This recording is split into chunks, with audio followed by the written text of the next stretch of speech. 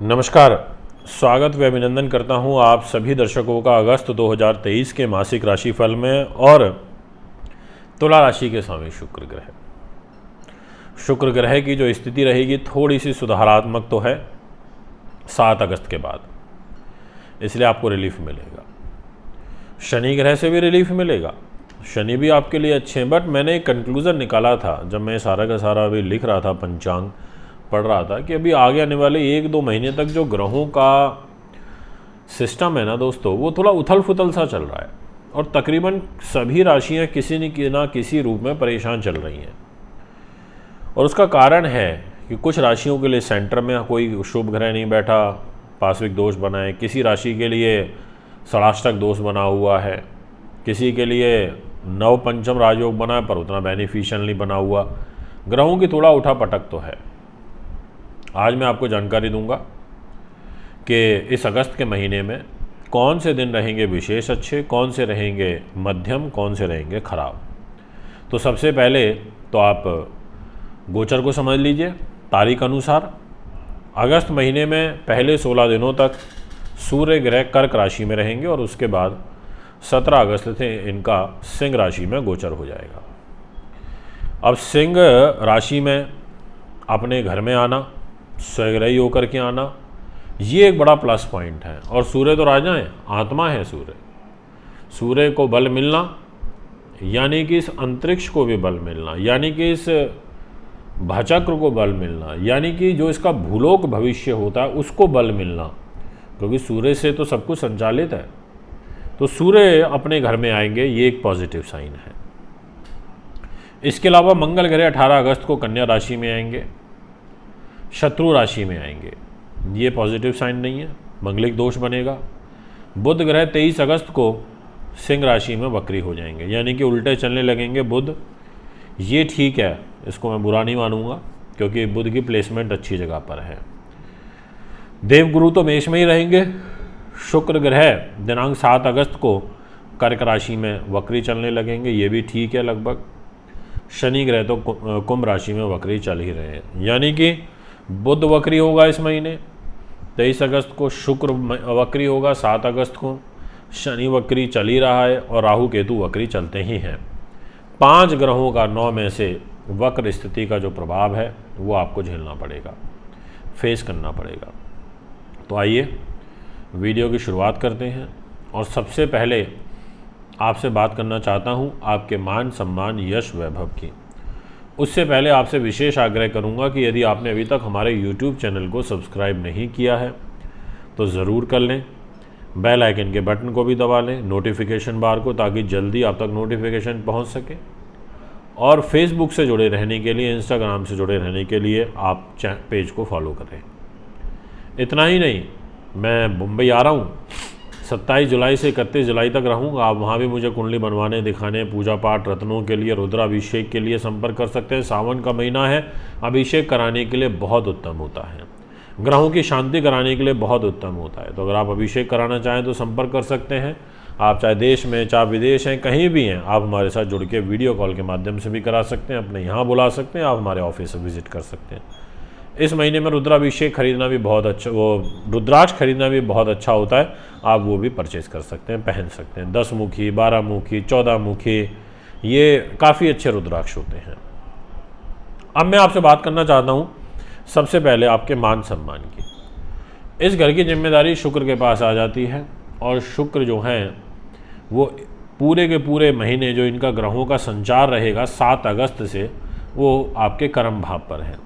तो अच्छा है, कर्म की गति को तो मजबूत करेंगे ही, पर विशेष रूप से जो अच्छा फल देंगे वो 17 अगस्त के बाद, जब सूर्य और शुक्र अलग होंगे। क्योंकि 7 अगस्त से और 17 अगस्त तक सूर्य और शुक्र की युति रहेगी, जो कि अच्छी नहीं होती है।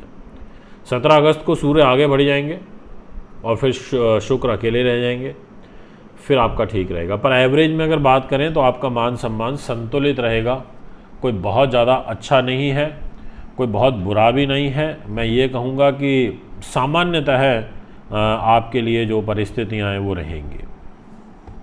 इसके बाद हम आपसे बात करना चाहेंगे आपके धन धान्य की। बिना पैसे के कुछ भी नहीं है, पैसा है तो सब कुछ है, पैसा नहीं है तो कुछ भी नहीं है।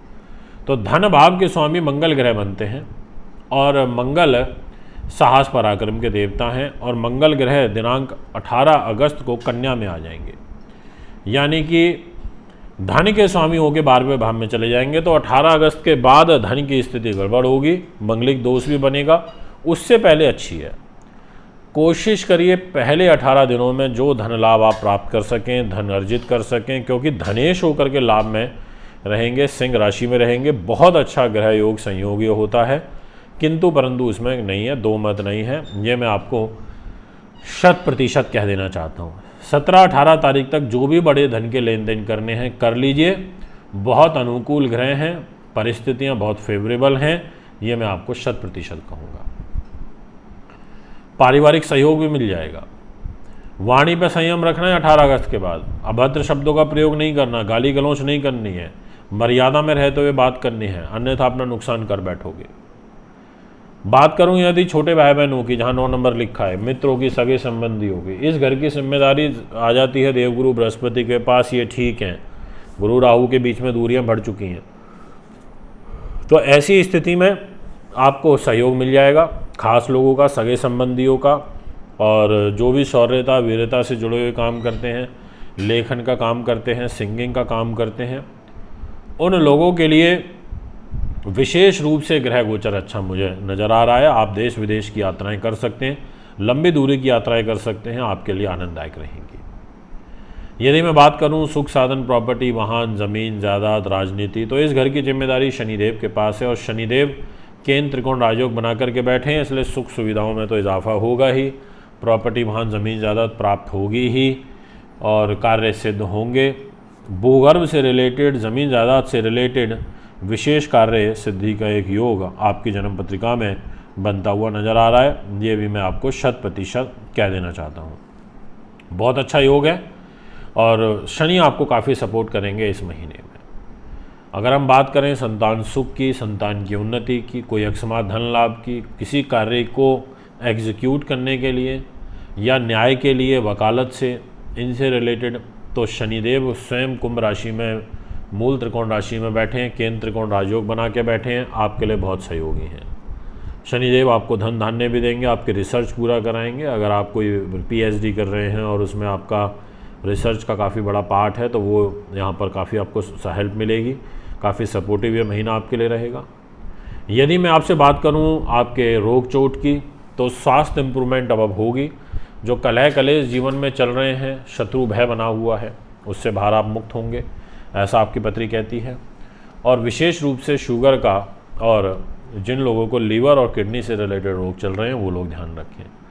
दाम्पत्य जीवन इस महीने अच्छा रहेगा, लव लाइफ अच्छी रहेगी, व्यापारिक पार्टनर से भी सहयोग मिलेगा। भाग्य की यदि बात करूं, तो भाग्येश आपका बुध बनता है, और बुध ग्रह पूरे महीने आपके लाभ स्थान में रहेंगे, तो भाग्य के अनुरूप आपको लाभ भी प्राप्त होता रहेगा।